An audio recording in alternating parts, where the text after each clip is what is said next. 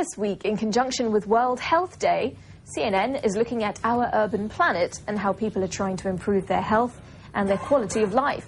Anna Corin begins our coverage with a story about a poverty-stricken community in the Philippines. Anna. That's right. Thank you, Manisha. Well, one Philippine community used to make their living scavenging in a garbage dump. The dump closed years ago, forcing residents to find a new way to support themselves. Well, now the community still uses trash to make a living, but their work is better for them and the environment. For decades, this was the face of poverty in the Philippines. Smoky Mountain, the rubbish dump of Manila, where tens of thousands of the city's urban poor would sift through 2 million tonnes of waste each day for their livelihood. The landfill closed in 1990 and its residents moved into government housing next door. Now, a different type of rubbish is keeping this community alive. Before, there was just scavenging in the mountains, and they would earn, but, you know, it was under very grim conditions. And now it's like a factory, and they own it. With help from Sustainable Project Management, an international development agency, Smoky Mountain has its own cooperative based around a recycling plant. It supports more than 500 people, including former scavenger Ramon Crisostomo. My life is better now. I'm still dealing with trash, but it's not household trash. It's cleaner trash. 120 tonnes of rubbish is brought to the plant each month and recycled. Rainwater is collected to wash the plastic. A company in China pays more if it's clean. Last year, the co-op made $40,000, a modest gain, but most of the profits went back to the workers. It's funny because when people come here, they feel like, oh my God, these people need and all. But from their perspective, if you knew where they were coming from, it's actually a story of hope. Things could certainly be worse for the 30,000 people who live in cramped conditions in these towers. Half of Manila's 11 million inhabitants live in slums, a life these people remember all too well when they lived amidst the trash. Here on Smoky Mountain, we are standing on 50 years of Manila's garbage. And while there were plans to move it, more than 2 decades after the landfill was shut down, it's still here. Amazingly, families live here, using the rubbish dump as a source of fuel and a place to grow crops on. As many people continue to fall through the cracks, the co-op is hoping in time it can extend its program and help other families. The difference between what the kids are going to be able to do in their lives versus what the parents had for themselves is going to be a very big difference. And it's that difference that could break the cycle of poverty.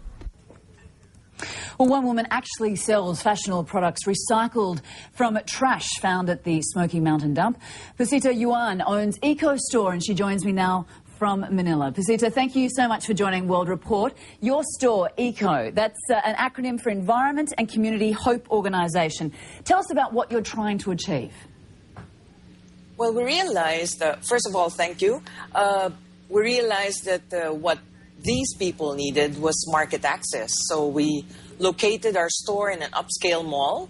And a lot of these people from our market understand that they're not buying out of pity, but they're buying because the product is good, it looks good, it's nice, and it also helps a lot of people. So that way we were able to provide market access to a lot of these livelihood communities. And tell us about the products that you're making and where the materials come from. Well, the materials come from, some of them come from old newspapers, glossy magazines, used banners, tarpaulins, streamers, especially now that it's elections, we have a lot of those. And they get cleaned and washed, and they're done in a clean place in Smoky Mountain. And how much of the profits goes back to the community and the people who actually make them? We actually just mark up a little in the store. We're a social enterprise. A lot of the profit is actually given back to the women. Like, a lot of them earn, you know, a good probably $300 a month now from nothing. And this is better than minimum wage in the Philippines. So a lot of the women take home money depending on how much time they devote to the sewing or the weaving of these products. And how would you say that this work has improved these women's lives? Oh, definitely. Now there's a school there, there's a community center. I mean, we're not alone in this. There's a whole string of almost like a value chain for this community. And we're at the consumer end, so we sell it for them. We tell their story, and the consumers love it, that they have access to these products. All right. Well, Professor Juan, we certainly appreciate you for joining us, and we look forward to seeing more of these products, which I think we're going to have a bit of a closer look at. Manisha, I mean, this is something that I know that you would be interested in buying, you know, helping communities. That's something that it makes you feel good, knowing that what you're purchasing is improving somebody's life. And I think what I like about it, as even more than that, is the fact that there's innovation here, there's entrepreneurship as well, and it makes it exciting. It's like a whole new level for these people. But just tell us a bit more about these products. I want to see some more of these pictures. I'd like to see these products as well. Here we go. I think we're just taking a look. So I guess they're bags. I didn't get a chance to look at them as such when I was out at Smoky Mountain. We were meeting the people who were working at this cooperative, so this recyclable plant. But they were talking about these handicrafts that these women do make, and this is the lady who is selling them, which is just fantastic. I do want to share a story with you, because I think that you meet these people who are impoverished, who live below the poverty line, and you think, how can I help? And okay, a lady like Pasita, that's exactly what she's doing. She's actually helping. She's giving these people jobs. But for us folk, you know, the job looks so enormous.